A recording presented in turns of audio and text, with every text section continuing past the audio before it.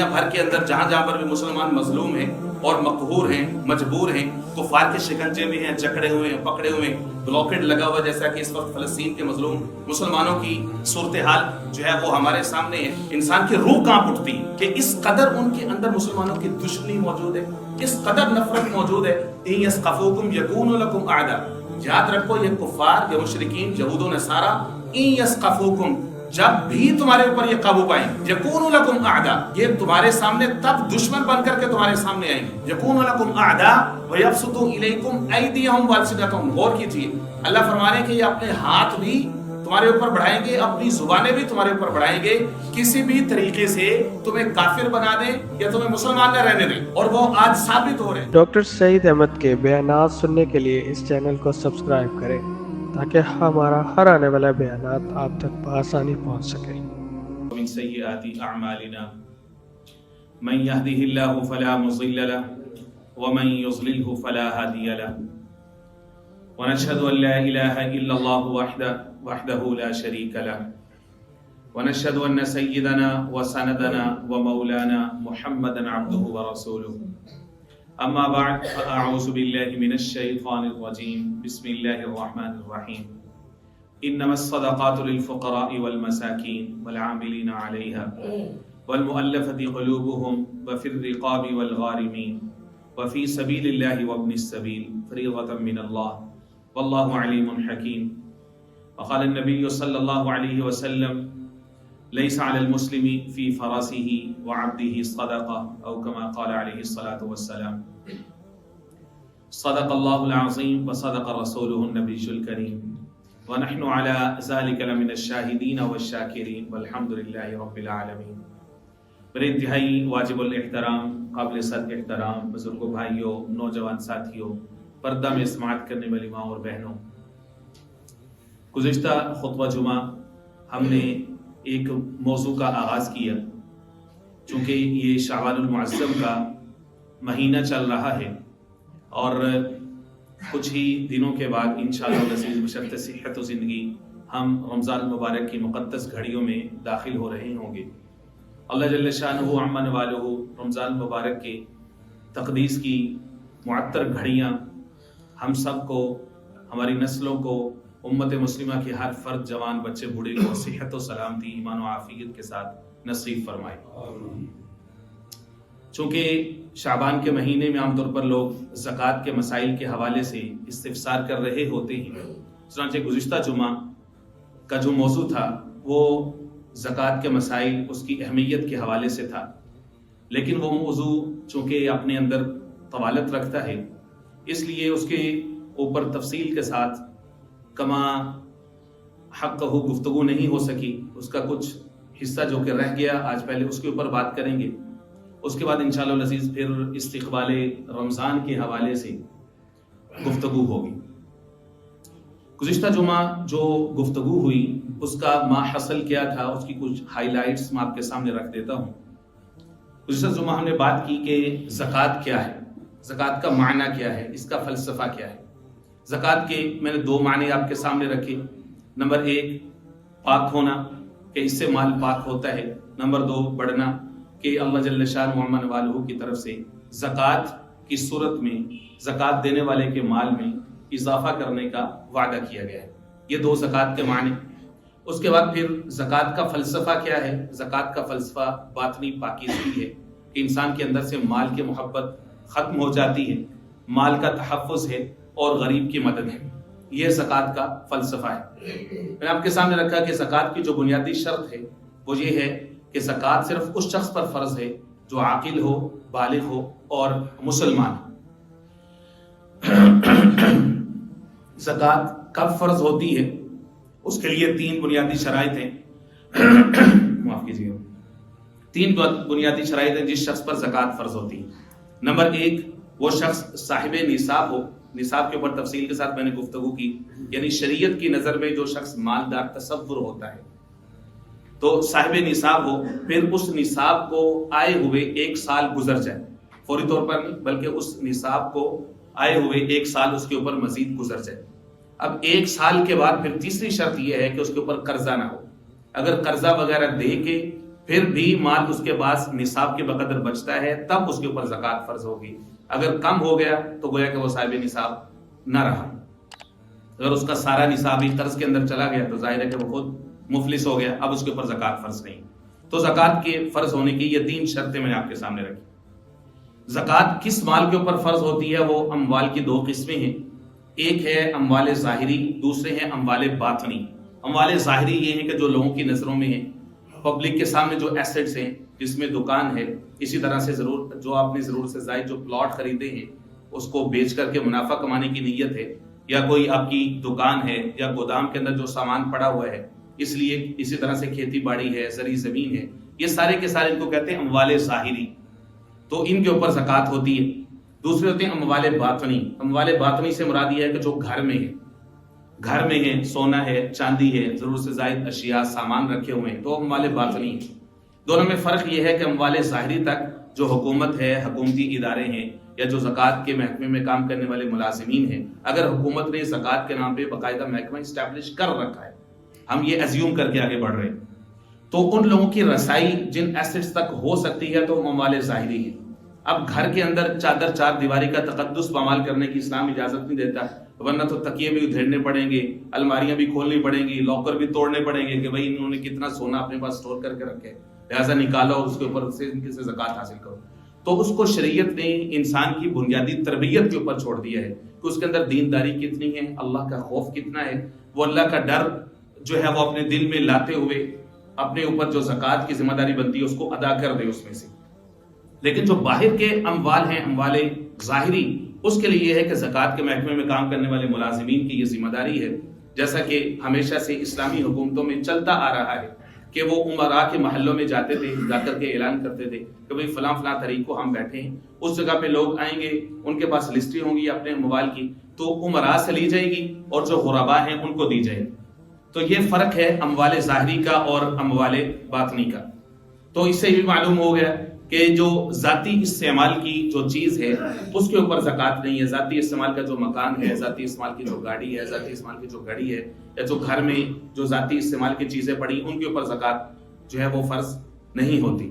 ہاں یہ کہ اگر پورا سال کسی سامان کا استعمال میں نہیں آتا, اگر اس کو نصاب میں شامل کرے اور انسان صاحب نصاب ہو جائے تو پھر زکوٰۃ فرض ہوتی. کئی دفعہ لوگ یہ پوچھ رہے ہوتے ہیں کہ جی بچی کا جہیز بنا کر کے رکھا ہوا ہے تو اس کے اوپر زکوٰۃ ہے کہ نہیں. بھائی اگر آپ کا جس دن نصاب پورا ہو رہا ہے وہاں سے لے کے آپ کا سال پورا ہونے تک اگر وہ آپ کی بیٹی نے آپ نے شادی نہیں کی اور وہ مال ابھی تک آپ کی ملکیت میں ہے تو اس کے اوپر زکوٰۃ فرض ہے, اس کے اوپر بھی زکوٰۃ فرض ہو جائے. اگر وہ ملا کے نصاب کو پہنچ رہا ہے, اگر نصاب کو نہیں پہنچ رہا تو obviously پھر اس کے اوپر زکوٰۃ فرض نہیں ہوگی. اس سے اگلا جو سوال تھا وہ یہ تھا کہ زکوٰۃ ایبل ایسٹس کون سے ہیں, کن کن چیزوں پر زکوٰۃ فرض ہوتی ہے. میں نے عرض کیا کہ 4 چیزیں ایسی ہیں جن کے اوپر زکوٰۃ فرض ہوتی ہے, جن سب کو اکٹھا کریں یا ان میں سے کوئی ایک بھی نصاب کو پہنچ جائے. ان میں سے نمبر 1 سونا. سونے کا جو بنیادی نصاب ہے وہ 7.5 تولے سونا ہے, لیکن اس میں دیکھنا یہ ہے کہ اگر شخص کے پاس صرف اور صرف سونا ہی ہے لیکن وہ 2-3 تولے ہے, 4 تولے ہے, 5 تولے, تو اس کے اوپر زکوٰۃ فرض نہیں ہوگی جب تک کہ وہ 7.5 تولے کو نہ پہنچے. لیکن ایسا کوئی ایک بندہ ابھی تک تو ہمیں تو ملا نہیں ہے جس کے پاس سونا ہے لیکن پیسے کوئی نہیں, تو لوگ زکوٰۃ سے بھاگے تو وہ الگ بات ہے. دوسرے نمبر پر چاندی ہے, تو چاندی کا نصاب ہے وہ 52.5 تولے ہے. 52.5 تولے کو اگر پہنچ جاتی ہے یا کسی انسان کے پاس اتنے پیسے آ جاتے ہیں کہ 52.5 تولے چاندی وہ پرچیز کر سکتا ہے یا کر سکتی ہے, چاہے اس کے پاس سونا ہو 1-2 تولے, تو سمجھیں کہ اس کے پاس اتنی کیپیسٹی تو آ گئی کہ وہ اتنا چاندی پرچیز کر سکتا ہے یا کر سکتی ہے. تو اب اگر اس کے پاس کوئی ضرورت کا کوئی پیسے وغیرہ ہیں تو اب اس کے اوپر بھی زکوٰۃ فرض ہو جائے گی.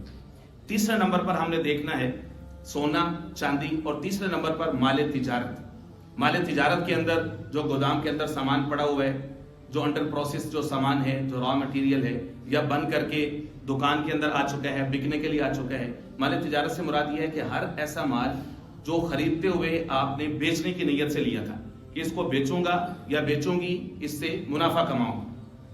لوگ جو ہیں وہ پلاٹس وغیرہ خرید لیتے ہیں, ضرورت کا گھر موجود ہے لیکن پلاٹس خرید لیتے ہیں انویسٹمنٹ کی نیت سے کہ بھائی جب اس کی قیمتیں بڑھیں گی کو بیچیں گے, اس سے کیا کریں گے, منافع کمائیں گے. بعض دفعہ لوگوں کے پلاٹس ہوتے ہیں اپنے بچوں کے لیے, اپنی بیوی کے لیے, اپنے لیے, لوگ جو ہیں وہ ضرورت سے زائد ہوتے ہیں اس کو خرید لیتے ہیں, ٹھیک ہے. تو اب جب بھی وہ بکیں گے تو تب زکوٰۃ دے دیں, اگر اس سے پہلے پیسے آ جاتے تو تب اس کی زکوٰۃ دے دیں, جو بھی اس کی اس وقت کرنٹ جو اس کی مارکیٹ ویلیو ہے, تو اس کی زکوٰۃ جو ہے وہ ضروری ہے اگر وہ منافع کی نیت سے خریدے تھے.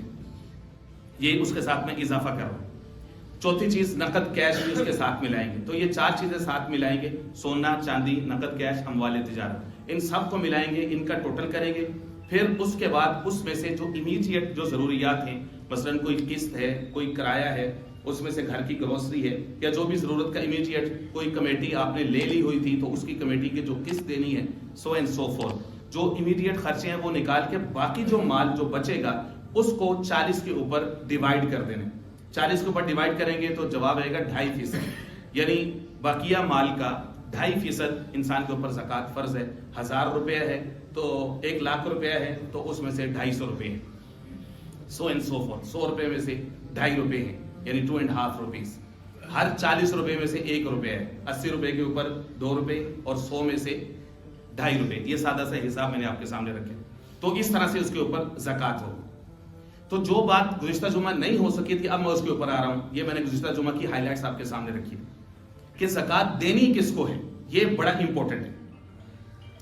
اس کے لیے آپ قرآن مجید کی 2 آیات سامنے رکھی.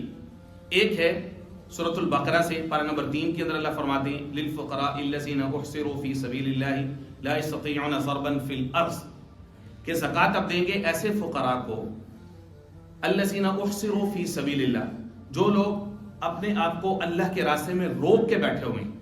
اگر وہ چاہیں تو وہ بھی مارکیٹ میں جائیں, کاروبار کریں, بزنس کریں, محنت مزدوری کریں, اپنے لیے مال کمائیں, لیکن دین کی خدمت کے لیے جو امت مسلمہ کی جو مجموعی خدمت جو ان کو ریکوائرڈ ہے تاکہ دین زندہ رہے, اس کے لیے جنہوں نے اپنی جوانیاں اپنے آپ کو کھپا لیا ہوا ہے, تو ایسے لوگوں کو آپ جا کر کے اپنے زکوٰۃ کا پیسہ دیں. للفقراء الذین احصروا فی سبیل اللہ لا یستطیعون ضربا فی الارض, جو زمین میں چلنے پھرنے کی طاقت نہیں رکھتے. چلنے پھرنے کی طاقت نہیں رکھتے سے مراد یہ نہیں کہ وہ معذور ہے, ہاتھ پاؤں سے دیکھنے سے معذور ہے. مراد یہ ہے کہ انہوں نے اپنے آپ کو دین کے لیے کھپا لیے. اگر وہ بھی باہر جائیں گے, مارکیٹس میں جائیں گے, کاروبار کریں گے, محنت مزدوری کریں گے, ان کے پاس اتنی عقل موجود ہے, وہ کر سکتے ہیں, منافع کما سکتے ہیں, لیکن جو دین کا سرمایہ ہے, دین کا جو تحفظ ہے, وہ کمپرومائز ہو جائے گا.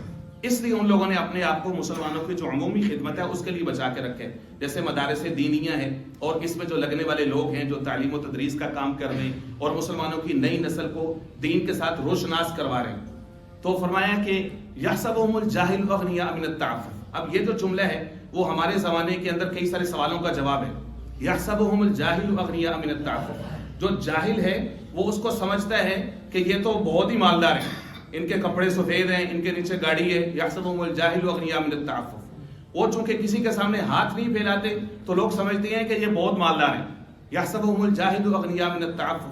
اللہ نے فرمایا تعرفهم بسیماہم, تمہارے اندر اگر ایمان کی نظر ہے تو تم ان کی پیشانیوں سے ان کو پہچان لو گے کہ یہ واقعتاً یہ وہ لوگ ہیں کہ جن کو ہمارا دیا ہوا زکوٰۃ کا پیسہ ضائع نہیں جائے گا.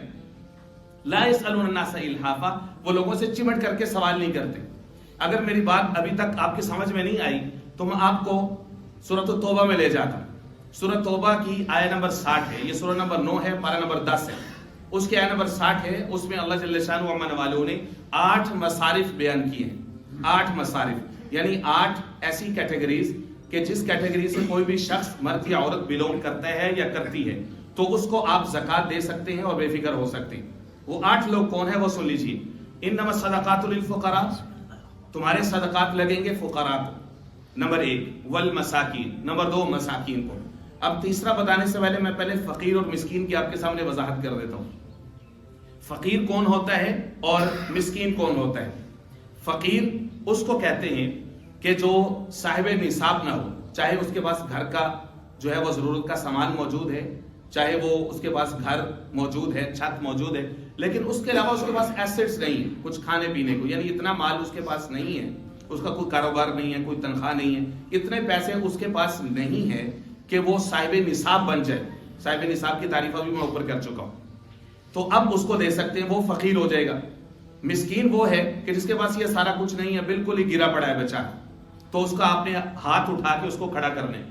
فقیر اور مسکین میں ایک دوسرا فرق بھی بعض فقہاء نے لکھا ہے, وہ یہ ہے کہ فقیر اس کو کہتے ہیں who can earn at least one time bread, جو ایک وقت کا کھانا کم از کم حاصل کر سکتا ہو, اس کو فقیر کہتے ہیں, یعنی 2 وقت کے لیے نہیں ہے. مسکین اس کو کہتے ہیں even struggle for one time meal. مسکین اس کو کہتے ہیں کہ ایک وقت کا کھانا بھی اس کے پاس نہیں ہے. تو یہ فقیر اور مسکین کا بنیادی فرق ہے. یہ دو کیٹیگریز ہوگی, فقراء, مساکین, عاملین علیہ. تیسرے نمبر پر زکوٰۃ کے محکمے میں کام کرنے والے ملازمین. مثلا اگر حکومت نے کوئی محکمہ اسٹیبلش کر رکھا ہے تو ظاہر ہے کہ وہ افراد ہی جا کر کے زکوٰۃ اکٹھی کریں گے. تو وہ لوگ کہ جو اپنا سارے معاملات چھوڑ کر کے, جنہوں نے اپنے آپ کو اس مجموعی خدمت کے لیے وقف کر رکھا ہے, تو ان کو بھی اسی مد میں سے ان کا جو حق خدمت بنتا ہے, جو ان کا معاوضہ بنتا ہے, تو وہ بھی ان کو اسی میں سے ہی, یعنی زکوٰۃ کے پیسوں میں سے ہی ان کو دیا جائے گا. ان کی جو تعلیمی قابلیت ہے اس کو دیکھ کے, اس کی محنت کو دیکھ کے, واٹس ایور جو بھی آپ کا ان کے ساتھ ایک جو ڈیل بنتی ہے, جو بھی زکوٰۃ کے محکمے کے جو مالک ہیں, جو اس کو اسٹیبلش کرنے والے ہیں, وہ جو بھی طے کرتے ہیں, تو ان کو بھی اسی میں سے دیا جائے گا. یہ ہے عاملین علیہ.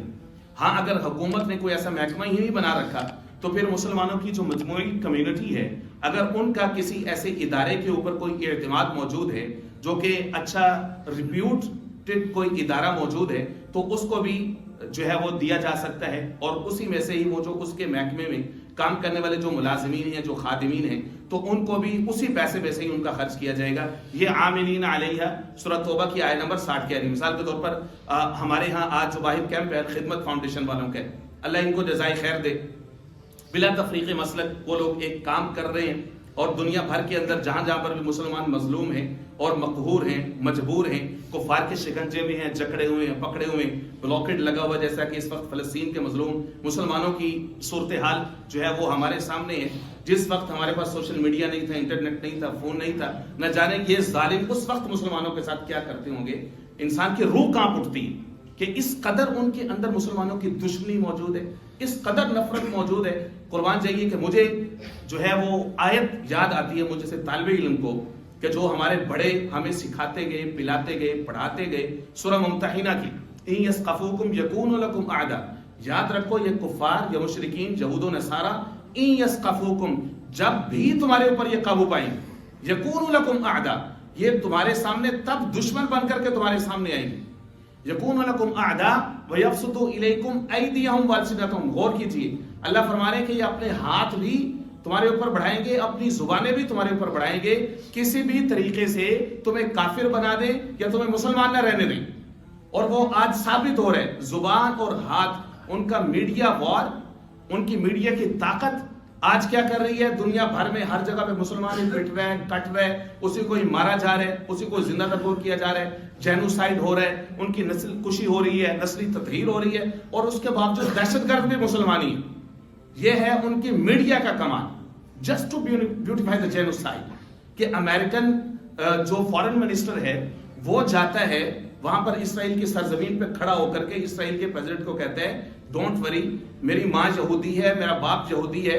اپنا امریکی ہونے کا حوالہ نہیں دیتا, یہودی ہونے کا حوالہ دیتا ہے. تو یار ہمارا دل کیوں نہ روئے کہ 57 اسلامی ممالک کا کوئی حکمران تو وہاں نہیں پہنچا کہ جو جا کر کے فلسطین کے مظلوم مسلمانوں کے ساتھ کسی مظلوم بہن کے سر پہ ہاتھ کھڑا رکھ کے یہ کہتا کہ میں مسلمان ہوں, میرا باپ مسلمان ہے, میری ماں مسلمان ہے, میں اپنی مسلمان قوم کی ریپرزنٹیٹیو اور ان کی نمائندگی کرنے کے لیے میں یہاں کھڑا ہوں, ہم تمہارے ساتھ.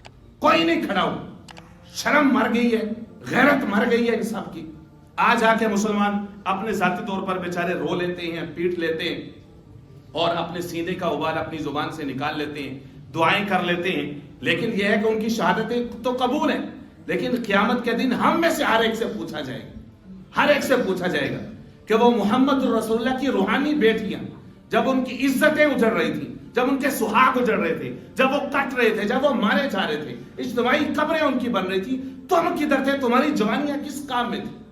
تم فون پہ تھے, انٹرنیٹ پہ تھے, انسٹاگرام پہ تھے, یوٹیوب پہ تھے. تمہاری راتیں اس وقت فیس بک کے اوپر گزرا کرتی تھی. تمہیں تب کم از کم مصلی یاد نہیں آیا کہ تم ہاتھ اٹھا کے اللہ سے ہی مانگ لیتے کہ اللہ بھیج دے کوئی فرشتے, اللہ بھیج دے کوئی ابابیل, ہم تو کسی قابل نہیں ہیں, ہم تو معذور ہو گئے, ہماری غیرت تو اجڑ چکی ہے. تمہارے دوستو, ہم کم از کم کیا کر سکتے؟ کم از کم ہم دعا کر سکتے یا پھر اپنی مالی مدد ان کے ذریعے سے پہنچا سکتے. میں سلام اور سیلوٹ کرتا ہوں نہ صرف الخدمت فاؤنڈیشن کو, بلکہ ان جیسے جتنے بھی لوگ دنیا بھر کے مسلمان ممالک سے, جتنے بھی لوگ سنسیئرٹی کے ساتھ, اخلاص کے ساتھ, آنیسٹی کے ساتھ جو لوگ یہ فریضہ سر انجام دے رہے ہیں کہ وہاں پہ بے آسرا بچے، یقین مانے کہ دل روتا ہے، اوپر سے بارش ہے اور زمین ساری کی ساری گیلی ہے اور کیچڑ ہے، ان کے خیمے بھی کئی سروں کے زمین کے اوپر آ چکے ہیں اور اس میں ننھے معصوم بچے اس میں سو رہے ہیں، ایک وقت کا کھانا ہے، ایک نوالا ہے نہیں ہے، اور جو مائیں بیٹیاں بہنیں ان کے سہاگ اجڑ چکے، کس حال میں یار یو کین امیجن، ہم تصور بھی کر سکتے ہیں، ہمارے بھی چھوٹے چھوٹے بچے، آج ہم اپنے آرام قدوں میں ہیں، آرام گاہوں میں ہیں اور ہمیں کوئی فکر نہیں یار، ہم نے وہ ارشاد بلا دیا حضور پاک علیہ السلام کا المسلمون کجسد واحد، عملی طور پر تو ہم نے جھوٹا کر دیا، زبان سے ہم لاکھ دعوے کریں کہ ہم محمد رسول اللہ کی امتی ہیں، ہم ان کے جانثار ہیں، ماننے والے ہیں، بڑا غصہ آ جاتا ہے حضور پاک علیہ السلام کی ذات عالیہ میں کوئی کافر، کوئی کمینہ، کوئی خبیث ہلکا سا جملہ بھی بول دے، لیکن یہاں پر عملی طور پر کیا حال ہے کہ حضور نے فرمایا کہ سارے مسلمان ایک جسم کی طرح، ایک جسم کی طرح، نشتکا عینو اشتکا کلو، نشتکا راسو اشتکا کلو، یار یہ کیا خیالی باتیں ہیں ساری کی ساری، ایک آنکھ میں درد ہو پورا جسم بخار میں مبتلا، سر میں درد ہو پورا جسم بخار میں مبتلا، اگر وہ تکلیف میں ہے تو ہم ان کی تکلیف کو اپنی تکلیف کیوں نہیں سمجھتے؟ تو اس لیے میرے دوستو، فقراء، مساکین، عاملین، ان کے تینوں کیٹیگری کو وہ بیٹ کرتے ہیں، جہاں پر بھی کوئی مسلمان مظلوم ہے، مقہور ہے، مجبور ہے، تو اس میں ہم جو بھی کر سکتے ہیں دل کھول کے اس میں تعاون کیجیے، والعاملین علیہ والمؤلفۃ قلوبہم، تین ہو گئے مصارف، چوتھا مصرف سن لیجیے، سورۃ توبہ کی آیت نمبر 60 کہہ رہی والمؤلفۃ قلوبہم، وہ لوگ کہ جن کے دلوں کو اسلام کی طرف مولڈ کرنا، لانا مقصود ہے، یعنی نو مسلم، کہ تاکہ وہ اسلام کے اوپر جمے رہیں، والمؤلفۃ قلوبہم، ایک شخص، ایک مرد یا ایک عورت اپنا مذہب یا اپنا اس کو چھوڑ کے آتا، وہ آسان نہیں ہوتا، اپنے والدین، عزیز رشتہ دار، محلے دار، وہ سارے اس کو کاٹ دیتے ہیں اپنے آپ سے، اس کے اوپر تو ایک گویا کہ ایک طرح کی کیفیت، قیامت جیسی کیفیت طاری ہوتی ہے، تو مسلمانوں کو چاہیے کہ اپنے بازو کو شادہ کریں، ایسے لوگوں کو زکوٰۃ کے مال کے ذریعے سے، صدقات کے ذریعے سے ان کو اپنے پاؤں کے اوپر کھڑا کریں، تاکہ ان کو پتہ چلے کہ میں آنریبل، ایک سیف، ایک پروٹیکٹڈ کمیونٹی کا میں حصہ بنا ہوں یا بنی ہوں۔ والمؤلفۃ قلوبہم وفی الرقاب، 5ویں نمبر پر کس کو زکوٰۃ دیں گے؟ رقاب، رقاب رقبہ کی جمع ہے، گردن، یعنی غلام اگر آزادی کے لیے رقم مانگے تو اس کو آزادی کے لیے دی جا سکتے، لیکن یہ ہے کہ جدید زمانے میں اب غلاموں کا کانسیپٹ تو ختم ہو گیا، ٹھیک ہے، آپ لے لیجیے کوئی قیدی ہے تو اگر اس کو آزادی کے لیے دینا چاہیں تو وہ فقراء میں آتا ہے، مساکین میں بھی آتا ہے، تو اس کو آزادی میں اس کی مدد دی جا سکتی۔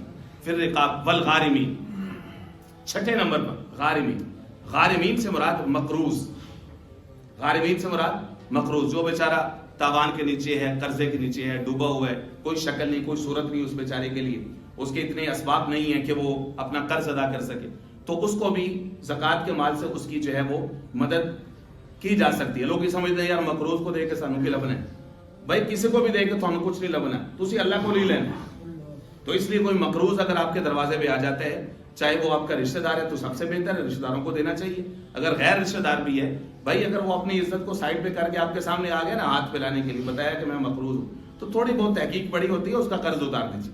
والغارمین، یہ قرآن مجید سے پڑھ رہا ہوں۔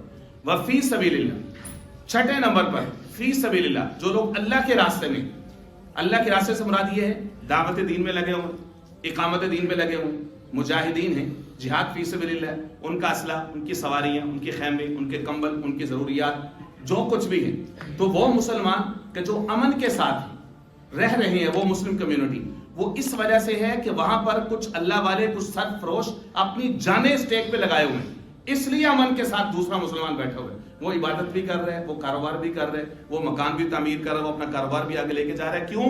کیونکہ کچھ لوگ دین اسلام کی نظریاتی سرحدوں پہ ڈٹے ہوئے ہیں، جیسے دینی مدارس سے، اور کچھ لوگ وہ اسلام کی جغرافیائی سرحدوں پہ لڑ رہے ہیں، جسے مجاہدین ہوتے ہیں، اللہ کے راستے میں جہاد لڑ رہے ہوتے ہیں، تو یہ لوگ ہیں جو کہ فی سبیل اللہ کی کیٹیگری میں آتے ہیں۔ وابن السبیل، 8ویں نمبر پر ہے مسافر۔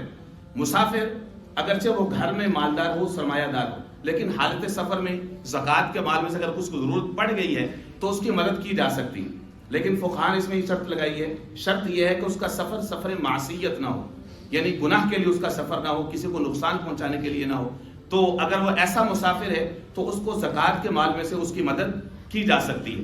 یہ ہیں 8 طرح کے زکوٰۃ کے مستحقین جو کہ میں نے آپ کے سامنے رکھے۔ ہمارے ہاں ایک بہت بڑا ایشو ہے، وہ ایشو یہ ہے کہ ہماری زکاتیں وہ فقراء میں اضافہ کر رہی ہیں، فقر معاشرے کے اندر بڑھ رہا ہے، ہر سال فقیروں کی تعداد میں اضافہ ہو رہا ہے۔ اس کی وجہ ہمارا ایٹیچیوڈ ہے، ہماری نیچر عجیب سی ہے۔ ایک تو ہمارا دل کسی پہ رشتہ نہیں ہے، ہمارا دل کسی پہ آتا نہیں، جلدی سے مطمئن نہیں ہوتے۔ بھائی تھوڑی بہت تحقیق ہوتی ہے، آگے تک جو ہے وہ اس کو شرمندہ کرنے تک تحقیق ضروری نہیں ہے۔ کیا کرتے ہیں کہ بھائی 50 گھروں میں 5-5 ہزار کا آٹے کا توڑا پہنچا دیا یا راشن کا توڑا پہنچا دیا، وہ 2-4 دن وہ کھائیں گے، ختم ہے۔ بھائی اللہ کے بندے، کوئی آپ کا قریبی رشتہ دار ہے، کوئی 2-4 کو اپنے پاؤں پہ کھڑا کر دو تاکہ ان کے مستقل کی روٹیاں چلیں، یہ زیادہ بہتر ہے۔ آپ نے جتنے گھروں میں جا کر کے دیا وہ دوبارہ امید لگا کے بیٹھ جائیں گے آپ۔ بھائی فقراء بڑھاؤ نہیں، فقراء کو کم کرو، ان کو پاؤں پہ کھڑا کرو، کسی قابل کرو ان کو، تاکہ وہ دوبارہ آپ کے سامنے ہاتھ نہ پھیلائیں، اور پھر ان کو شرمندہ مت کرو، آزاد تکلیف نہ ہو اس کے اندر۔ نعم الامیر علی باب الفقیر، کتنا بہترین ہے وہ مالدار جو خود فقیر کے دروازے پہ گئے۔ بئس الفقیر علی باب الامیر، کتنا برا ہے وہ فقیر جو چل کر کے امیر کے دروازے پہ آگے اپنی حاجت سامنے رکھنے پہ مجبور ہے، اپنے بچوں کی بھوک کا رونا پیٹنا اس کے سامنے رکھنے پر مجبور ہے۔ تو اس لیے میرے دوست، ہوتا کیا کہ سگنل کے اوپر فقیر کھڑے ہوئے، اتنی تعداد میں اضافہ ہو گیا، اس کا کوئی انتہا نہیں۔ اب ہم کیا کرتے ہیں کہ جو فقیر ہے، جو رو کے، اس کو تو 50-100 روپے بھی دے دیں گے ویسے ہی، ٹھیک ہے۔ اب اس میں سے جس نے غیرت کا مظاہرہ کیا ہے، کوئی مرد ہے یا عورت ہے، کوئی ضرورت کی چیز وہ بیچ کے پیسے کما رہے ہیں، نہیں، اس سے نہیں لینا۔ اس کی جو غیرت ہے، ہم نے اس کا کوئی مول نہیں پایا کہ اس کو تھوڑا سا منافع دے کے چلو ٹھیک ہے یار، اس نے ہاتھ تو نہیں نہ پھیلایا۔ حالانکہ سوال کرنا جو صاحب استطاعت ہے، جو محنت مزدوری کر سکتا ہے، صحت مند ہے، اس کے لیے حرام ہے۔ حضور پاک صلی اللہ علیہ وسلم نے فرمایا، جس نے بلا ضرورت، جس نے سوال کیا، وہ روز قیامت اس حال میں آئے گا کہ اس کے چہرے کے اوپر گوشت نہیں ہوگا۔ اس قدر اس کو ڈسکریج کیا گیا۔ تو جو لوگ سوال سے بچنے کے لیے کہ تھوڑا بہت چھوٹا موٹا کاروبار کر رہے ہیں یا چھوٹی موٹی چیز خرید کے لا رہے ہیں، بھائی اس سے خرید لو، اس اللہ کے بندے کا اس دن کا گھر کا کھانا بن جائے گا، اس کو حوصلہ بھی ہو جائے گا کہ یار میں اس طرح سے بھی اپنے پاؤں پہ کھڑا ہو سکتا ہوں، کم از کم میں نے ہاتھ تو نہیں نہ بلایا کسی کے سامنے۔ تو اس لیے یہ دیکھیے کہ ہماری زکاتیں وہ کہیں غرباء میں اضافہ تو نہیں کر رہی، فقراء میں اضافہ تو نہیں کر رہے۔ تو میرے دوستو، یہ جو ہے یہ بڑا ضروری ہے۔ زکات کے حوالے سے ایک اہم بات یہ بھی سن لیجئے کہ زکات جو ہے یہ مسلمانوں سے لی جاتی ہے، مسلمانوں پر ہی خرچ کی جائے، غیر مسلموں کے لیے نہیں۔ ہاں البتہ جو صدقات ہیں، یعنی صدقات نافلہ ہیں، وہ غیر مسلموں کو جو ہے وہ دیے جا سکتے ہیں۔ حضور پاک صلی اللہ علیہ وسلم نے فرمایا، تصدقوا علی اہل الادیان کلیہا، جتنے بھی، چاہے وہ کوئی شخص کسی بھی مذہب دین سے تعلق رکھتا ہے، آپ جو دیگر صدقات ہیں وہ ان کو دے سکتے ہیں۔ لیکن زکات کے بارے میں پرنسپل یہ ہے کہ وہ صرف مسلمان سے ہی لی جا سکتی ہے اور مسلمان پر ہی جو ہے وہ خرچ کی جا سکتی ہے۔ البتہ صاحب ہدایہ ہیں، انہوں نے یہ لکھا ہے کہ جو صدقۃ الفطر ہے، جو ہم رمضان مبارک کے آخر میں دے رہے ہوتے ہیں یا عید الفطر سے پہلے دے رہے ہوتے ہیں، وہ غیر مسلم کو دینا جائز ہے، لیکن اس میں بھی کوشش یہ کیجیے کہ وہ کوئی مسلمان ہو یا قریبی رشتہ دار ہو تو اسی کو ہی جو ہے وہ دینا چاہیے۔ تو میرے دوستو، یہ زکات کے حوالے سے کچھ اہم گزارشات تھیں جو میں نے آپ کے سامنے رکھی۔ دیکھیے کہ رمضان مبارک کا مقدس مہینہ آ رہا ہے، اللہ جل شانہ عما نوالہ اس کی ان گنت ساعات ہمیں صحت و سلامتی، ایمان و عافیت کے ساتھ نصیب فرمائے۔ لیکن ہوگا کب؟ جب ہم صحیح معنی میں کما حقہ رمضان مبارک کی جو ضروریات ہیں، رمضان مبارک جیسے ہونا چاہیے ہم ویسے اس کو ادا کرنے کی کوشش کریں۔ دیکھ لیجئے کہ رمضان مبارک کے اندر روزہ تو فرض ہے، روزہ تو فرض ہے، لیکن اس روزے کی یا رمضان مبارک کی دو چیزیں اس کی جان ہے، اس کی روح ہے۔ اس کے بغیر سمجھیے کہ آپ صرف آپ نے جو ہے وہ خود کو بھوکا پیاسا رکھے۔ دو چیزیں اس کی جان ہے، وہ سن لیجیے۔ پہلی چیز ہے کثرت تلاوت قرآن مجید۔ سورۃ البقرہ یہ کہہ رہی ہے شہر رمضان الذی انزل فیہ القرآن، کہ یہ رمضان کا مہینہ ہے جس میں قرآن مجید ہم نے نازل کی ہے۔ گویا کہ رمضان قرآن کے بغیر نہیں ہے، قرآن رمضان کے بغیر نہیں۔ تو اس لیے فرمایا کہ بھئی کثرت سے تلاوت قرآن مجید کی کوشش کیجیے، نیت کر لیجیے کہ بھئی روزانہ کم از کم ایک سپارہ میں نے تلاوت کرنا، ہر ایک نماز کے بعد ایک پاؤ پڑھ لیجیے، روزانہ ایک سپارے کی تلاوت آپ کے لیے آسان ہو جائے گی، اور کم از کم ایک قرآن مجید تو کم از کم پڑھ لیجیے، اس سے زیادہ پڑھ لیجیے تو کیا ہی بات ہے۔ قیام اللیل، رات کو جو ہم نماز پڑھتے ہیں جس کو تراویح کہا جاتا ہے، اس کے بارے میں فرمایا کہ جو شخص اس کے اندر آتا ہے تو سمجھیے کہ اس نے پورا قرآن مجید سن لیا تو اس کو پورے قرآن مجید کا ثواب مل گیا۔ علماء نے لکھا ہے کہ بھئی قیام اللیل کے اندر یعنی تراویح کے اندر کم از کم ایک دفعہ قرآن مجید سننا یا ایک دفعہ قرآن مجید سنانا یہ سنت موقدہ ہے، تقریباً وجوب کے قریب قریب ہے. تو اس لیے اس میں تھکاوٹ والی کوئی بات نہیں ہے بھائیو. یہ تھکاوٹ ہی دراصل یہ جنت کا راستہ ہے. رمضان مبارک ہے ہی یہ کہ جی فلاں جگہ پہ تو 1.5 گھنٹہ لگتا ہے، جہاں وہاں پہ کیوں جائیں، جہاں پر 35-37 منٹ میں قاری صاحب فارغ کرتے ہیں وہاں جائیں. اللہ کے بندو، قرآن مجید ہے، اس کا حق ہے، اس کی کوئی اہمیت ہے. تو قرآن مجید کو کھا کھا کے پڑھنا ویسے ہی گناہ کبیر ہے. تو اس لیے اپنے آپ کو ذہنی طور پر تیار کیجیے. قیام اللیل کی اہمیت بہت زیادہ ہے. صحابہ اکرام کا شوق دیکھیے، مسلم شریف کی حدیث پاک ہے، رمضان مبارک کے مہینے کا آغاز واقع کریم صلی اللہ علیہ وسلم ایک رات مسجد میں تشریف لائے تو صحابہ اکرام دل جمعی کے ساتھ آئے. دوسری رات تشریف لائے، اضافہ ہو گیا لوگوں کے اندر. تیسری رات پھر تشریف لائے، زیادہ اضافہ ہو گیا، یہاں تک کہ مسجد اتنی بھر گئی کہ پاؤں رکھنے کی جگہ نہیں تھی. چوتھی رات حضور پاک علیہ الصلوۃ والسلام تشریف نہیں لائے. صحابہ نے کہا رسول اللہ، آپ لوگ تو انتظار کر رہے تھے، اما جان فرماتی. تو حضور پاک صلی اللہ علیہ وسلم فرمایا مجھے یہ ڈر تھا کہ تم پر فرض نہ کر دی جائے. اگر فرض ہو جاتا تو سوچئے کیا بنتا. پھر تو یہ اللہ کا حق جو ہے یہ تو ناقابل معافی ہے جب تک اس کو قضا نہ کر لیا جائے. تو اس لیے اس کو فرض نہیں ہونے دیا. لیکن اس کی اہمیت اتنی زیادہ ہے کہ سیدنا ابوبکر صدیق رضی اللہ عنہ کے زمانے میں چونکہ فتنے اتنے شدید تھے، ایک طرف مرتدین کا فتویٰ تھا، فتنہ تھا، ایک طرف مانعین زکوٰۃ کا فتنہ تھا، تو حضرت کو موقع نہ مل سکا کہ دین اسلام کی جو ضروریات ہیں ان کو زیادہ ڈسپلن کیسے کرنا ہے. سیدنا عمر فاروق رضی اللہ عنہ کے زمانے میں آ کر کے پھر نماز با جماعت شروع ہو گئی تراویح کی، اور صحابہ اکرام کو اس کے اوپر اجماع ہو گیا. اب جب صحابہ کے اجماع ہو گیا تو یہ ہمارا عقیدہ ہے کہ جو صحابہ اکرام کی ذات عالیہ ہیں وہ کسی بھی منکر کے اوپر، بدعت کے اوپر، ناجائز کے اوپر، گمراہی والے عمل پہ متفق نہیں ہو سکتے. اچھا یہ ہم ثابت کیسے کریں گے؟ یہ اپنے عمل سے ثابت کریں گے جب ہم مسجد کو اس طرح سے بھریں گے قیام اللیل کے اندر اور شوق کا مظاہرہ کریں گے. بھائی قرآن مجید پڑھا جا رہا ہے، سنا جا رہا ہے، اگر کوئی حافظ ہے اس کو یاد ہے تو وہ خود سے سنائے، وہ خود سنائے. جس کو قرآن مجید نہیں آتا تو وہ سنے. تو اس لیے میرے دوستو، نمبر 1 اس کی روح قیام اللیل ہے. نمبر 2 اس کی روح وہ قرآن مجید کی تلاوت کی کثرت ہے. یہ 2 اس روزے کی روح ہے. اور اس میں دیکھنا ہم نے یہ ہے کہ بھائی اپنے ہاتھ سے کسی کو تکلیف نہ دیں، زبان سے تکلیف نہ دیں، نظر کی حفاظت، زبان کی حفاظت، یہ بہت بنیادی چیزیں ہیں. روزہ صرف پیٹ کا نہیں ہوتا، بھوکا پیاسا رہنے کا نہیں ہوتا. روزہ آپ کی نظر کا بھی ہے، ہاتھوں کا ہے، پاؤں کا ہے، زبان کا ہے. کسی بھی طریقے سے کسی دوسرے کے لیے تکلیف کا سبب نہ بنے. اور روزے کی جو روح ہے اس کو مجروح نہ ہونے دیجیے. ڈیجیٹل فاسٹنگ کا جو کانسیپٹ ہے یہ بہت اہم ہے، اس کو سمجھیے. ڈیجیٹل فاسٹنگ کیا ہے؟ یہ ہر ایک کے، یہ چوہا ہے، ہر ایک کے جیب میں ہے. مولوی، خطیب، غیر مولوی، عوام الناس، خواص، کوئی بھی بندہ ہے. اب اس نے ہماری زندگیوں کو پامال کر کے رکھا ہو. پوری ذمہ داری سے عرض کرو، ہمارا جسم بھی کھا گیا، سوچے بھی کھا گیا، روح بھی کھا گیا، عقل بھی کھا گیا. ہر وقت اسی میں گھسے ہوئے. فیس بک ہے، یوٹیوب ہے، ٹویٹر ہے، اور ٹک ٹاک ہے، انسٹاگرام ہے، سو اینڈ سو فورتھ، اس میں ویڈیوز ہیں، سارا دن اس میں لگے ہوئے. جی ایس تو بغیر روزہ نہیں گزرتا. ارے بھی خدا کا خوف کرو، ایس تو بغیر روزہ نہیں گزرتا. ایس تو بغیر، موبائل تو بغیر تھوڑا روزہ نہیں گزرتا، لوڈو تو بغیر روزہ نہیں گزرتا. شرم کا مقام، شرم کا مقام ہے ہمارے لیے. کہنے والا سننے والوں سے زیادہ محتاج ہوتا ہے. روزہ کس چیز کا ہے؟ روزہ بھائی تلاوت قرآن مجید کا ہے، نماز با جماعت کی پابندی کا ہے، زبان کی حفاظت کا ہے. اور بددیانتی مت کریں. جو تجار ہیں میں ان سے، جو تاجر ہیں، جو تاجر برادری ہے میں ان سے ہاتھ جوڑ کے معافی مانگتا ہوں. خدا کے لیے رمضان مبارک کا مہینہ اس کو نیکیوں کی کمائی کا مہینہ سمجھے، اس کو مال کی کمائی کا مہینہ نہ سمجھے. لوگوں کی کھال مت کھینچے.